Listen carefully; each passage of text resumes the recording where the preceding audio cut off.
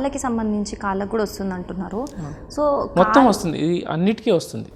అన్ని నరాలు దెబ్బతింటాయి, 2 చేతులు 2 కాళ్ళు అండ్ ఫేస్కి సంబంధించి మనం మాట్లాడుతుంటే మన ఎక్స్ప్రెషన్స్, మొహంలో ఉండే కదలికలు, కండరాల కదలికలు ఇవి కూడా ఎఫెక్ట్ అవుతాయి. ఓకే. సో కాళ్ళపాటుకు వచ్చినప్పుడు మనకి కాళ్ళలో నరాలు ఎక్కువగా వారికోస్ కూడా మనం చూస్తూ ఉంటాం.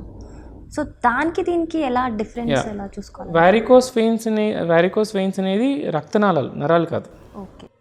సో నరాలు అంటే ఏంటంటే బేసిక్గా అవి రక్తనాళాలకి నరాలకి డిఫరెంట్ ఏంటంటే రక్తనాళాలు రక్తం తీసుకెళ్తాయి, మళ్ళీ వెనక్కి తీసుకొస్తాయి, గుండె నుంచి సప్లై చేస్తాయి, మళ్ళీ వెనక్కి సప్లై తీసుకెళ్ళిపోతాయి.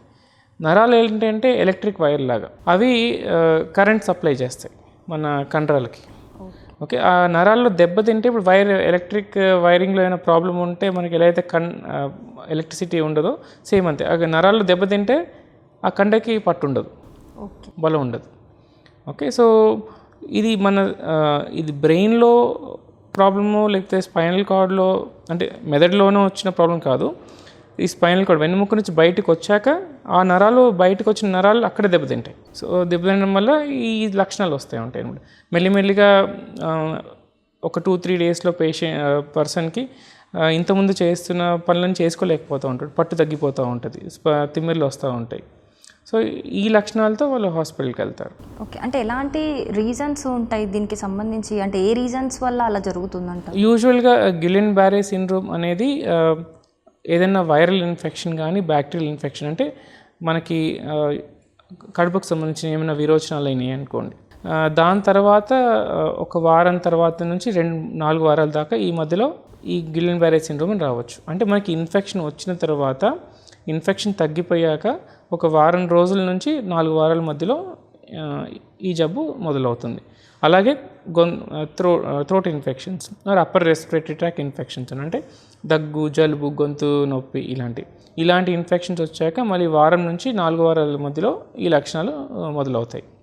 సో ఇది ఏంటంటే ఏదైనా సరే మనకు మామూలుగా విరోచనాలు అందరికి చాలామందికి అవుతూ ఉంటాయి, గ్యాస్ట్రోఎంటరైటిస్ అంటారు దాన్ని. అలాగే అప్పర్ రెస్పిరేటరీ ట్రాక్ ఇన్ఫెక్షన్ అంటే దగ్గు, జలుబు, గొంతు నొప్పి ఇవి కూడా చాలామందికి అవుతూ ఉంటాయి. సో దీనిలో కొంతమంది, చాలా తక్కువ మంది ఏమవుతుందంటే ఈ జబ్బు వల్ల వచ్చిన కాంప్లికేషన్ గిలెన్ బారే సిండ్రోమ్ అనేది డెవలప్ అవుతుంది.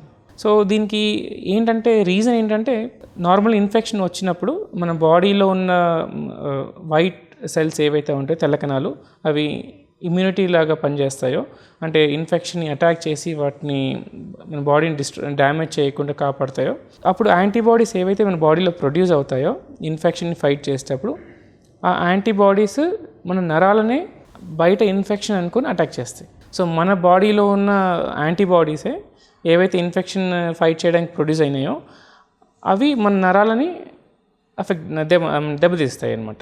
సో దీనివల్ల నరాలు దెబ్బతింటాయి. సో ఎవరో బయట నుంచి చేయరు, ఇన్ఫెక్షన్ వచ్చాక మన బాడీ రియాక్ట్ అయిన పద్ధతి ఆ ఇన్ఫెక్షన్ని అటాక్ చేయాల్సింది పోయి మన ఓన్ బాడీ నరాలని అటాక్ చేస్తుంది.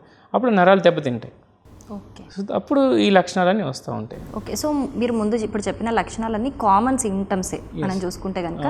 సో మరి జీబీఎస్కి సంబంధించి ఈ సిమ్టమ్స్ అన్నీ ఉన్నప్పుడు అంటే నార్మల్గా కూడా వస్తూ ఉంటాయి, మరి జీబీఎస్కి సంబంధించి ఎప్పుడు గుర్తించి కన్సల్ట్ అవ్వాలి అంటారు? మరి అంటే మీకు రీసెంట్గా ఏమన్నా అప్పర్ రెస్పిరేటరీ ట్రాక్ ఇన్ఫెక్షన్ వచ్చింది అనుకోండి, ఆర్ ఎల్స్ రీసెంట్గా ఏమన్నా మీకు విరోచనాలు కానీ గ్యాస్ట్రోఎంటరైటిస్ కానీ లక్షణాలు వచ్చాయి లాస్ట్ 1 మంత్లో అనుకోండి, దాని తర్వాత మీకు కొద్దిగా కాళ్ళలో తిమ్మిర్లు మొదలవుతున్నాయి, చేతుల్లో తిమ్మిర్లు మొదలవుతున్నాయి, కాళ్ళు కొద్దిగా పట్టు తగ్గినట్టు అనిపిస్తున్నాయి, చేతుల్లో కొద్దిగా పట్టు బలం ఇంతకుముందు కన్నా కొద్దిగా తగ్గుతున్నట్టు అనిపిస్తుంది అంటే ఇవి దాని లక్షణాలు.